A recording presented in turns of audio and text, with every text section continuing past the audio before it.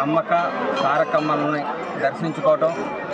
నేను మొక్కున్న 2 సంవత్సరాల ముందు సమ్మక్క సారక్క జాతర జరుగుతుంటే రాలేక టీవీలో చూస్తూ, అమ్మ నెక్స్ట్ వచ్చే జాతర కల్లా తెలంగాణ రాష్ట్రంలో కాంగ్రెస్ పార్టీ అధికారంలో రావాలి, కాంగ్రెస్ రాష్ట్రాన్ని పరిపాలించినప్పుడు కాంగ్రెస్ అధికారం రాగానే దగ్గరికి వచ్చి నేను మొక్కు చెల్లించుకుంటాను. మొక్కున్నా తెలంగాణ ప్రజలందరూ వాళ్ళు కోరుకున్న ప్రభుత్వం రావడం జరిగింది. కాంగ్రెస్ ప్రభుత్వం అధికారం రాగానే రావాలనుకున్నా ఈ 1 మంత్ లేట్ అయింది.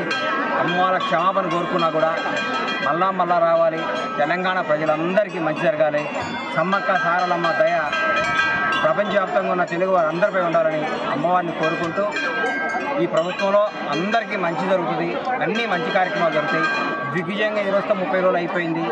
రాబోయే 10 సంవత్సరాలు కాంగ్రెస్ ప్రభుత్వం తెలంగాణని భారతదేశంలోనే నంబర్ 1 స్థాయిగా నిలుస్తుంది.